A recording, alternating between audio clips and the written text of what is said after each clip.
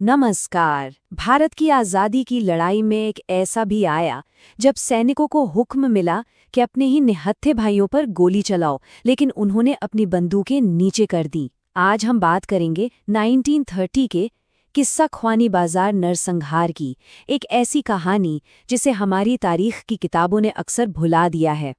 ये एक लाइन उस दिन की पूरी कहानी कह देती है। सोचिए, एक तरफ हुक्म था और दूसरी तरफ इंसानियत, और उस दिन इंसानियत जीत गई। ये कहानी है एक असाधारण हिम्मत और अवज्ञा की। पेशावर में जो हुआ वो कोई अचानक हुई घटना नहीं थी। इसे समझने के लिए हमें 1930 के उस भारत में चलना होगा जब आज़ादी की आग हर कोने में जल रही थी और विद्रोह की चिंगारियां पूरे देश में फैल चुकी थीं। तो देखिए, ये सब कुछ एक साथ हो रहा था। मार्च में गांधी जी का दांडी मार्च शुरू होता है। 6 अप्रैल तक पूरे देश में सविनय अवज्ञा आंदोलन फैल जाता है और ठीक इसी उथल-पुथल के बीच 23 अप्रैल को पेशावर में इतिहास का ये खूनी पन्ना लिखा जाता है। इस जगह का नाम ही कितना खूबसूरत है, किस्सा ख्वानी बाजार, यानी कहानीकारों का बाजार। ये हमेशा से व्यापारियों और मुसाफिरों के मिलने की एक शांतिपूर्ण जगह रही। जरा सोचिए, जहां कभी किस्से कहानियां गूंजती थीं, उस दिन वहां सिर्फ चीखें सुनाई दे रही थीं, और इसी वजह से यहां हुई हिंसा और भी ज्यादा दर्दनाक बन जाती है। अब मिलते हैं इस कहानी के सबसे अहम किरदारों से। एक तरफ थे एक करिश्माई नेता जिन्हें लोग सरहदी गांधी कहते थे, और दूसरी तरफ था उनका शांतिपूर्ण आंदोलन, लाल कुर्ती।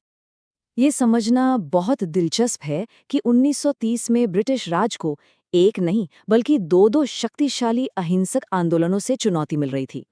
एक तरफ महात्मा गांधी पूरे देश को एक कर रहे थे, तो दूसरी तरफ थे सरहदी गांधी, यानी खान अब्दुल गफ्फार खान, जो पश्तूनों के बीच अहिंसा की लौ जला रहे थे। इनके आंदोलन का नाम था खुदाई खिदमतगार, जिसका मतलब था ईश्वर के सेवक, और ये अपने नाम की तरह ही थे। ये कोई हथियारबंद विद्रोही नहीं थे, बल्कि ये तो शांति और आज़ादी के लिए लड़ने वाले निहत्थे कार्यकर्ता थे। यही बात इस कहानी को और भी खास बनाती है। और फिर आता है 23 अप्रैल 1930 का वो मनहूस दिन, जब एक शांतिपूर्ण विरोध प्रदर्शन ने एक ऐसे खूनी नरसंहार का रूप ले लिया जिसकी किसी ने कल्पना भी नहीं की थी। देखिए कि हालात कितनी तेजी से बिगड़े। सबसे पहले खान अब्दुल गफ्फार खान को गिरफ्तार किया गया। इसके जवाब में हजारों समर्थक शांति से बाजार में जमा हो गए, लेकिन अंग्रेज अधिकारियों ने भीड़ पर बख्तर बंद गाड़ियां चढ़ा दी। जब गुस्साई भीड़ ने एक गाड़ी में आग लगा दी तो उन्हें गोली चलाने का सीधा हुक्म मिल गया। जो लोग उस दिन वहां मौजूद थे वो बताते हैं कि क्या अविश्वसनीय मंजर था। लोग अपनी छाती खोलकर गोलियों का सामना कर रहे थे।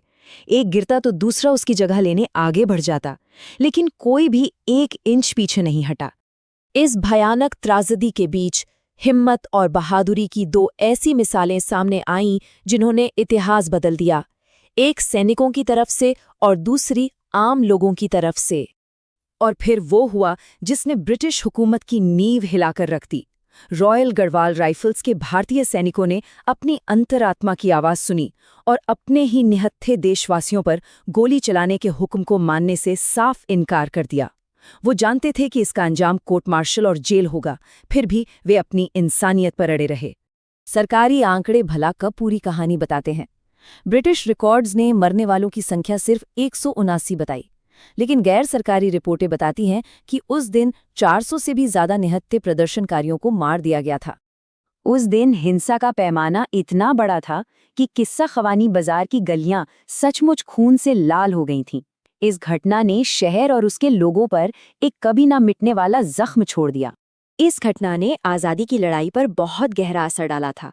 तो फिर सवाल ये उठता है कि हम और आप इसके बारे में इतना कम क्यों जानते हैं? ये कहानी इतिहास की किताबों से लगभग गायब क्यों है? इस नरसंहार ने पूरे देश में एक सदमे की लहर दौड़ा दी थी। इसने एक तरफ तो ब्रिटिश राज का क्रूर चेहरा दुनिया के सामने रख दिया, तो वहीं दूसरी तरफ खुदाई खिदमतगार आंदोलन को पहले से कहीं ज्यादा मजबूत बना दिया। उनके अहिंसक प्रतिरोध का संकल्प अब और भी पक्का हो चुका था। और यहीं पर आकर एक बहुत जरूरी सवाल खड़ा होता है। हम सब जलियांवाला बाग को याद करते हैं और करना भी चाहिए, तो फिर पेशावर के इस नरसंहार को क्यों भुला दिया गया? क्या इतिहास सिर्फ वो है जो हमें बताया जाता है, या वो भी जिसे जानबूझकर छिपाया जाता है? और अंत में ये घटना हमें एक बहुत गहरी बात सिखाती है।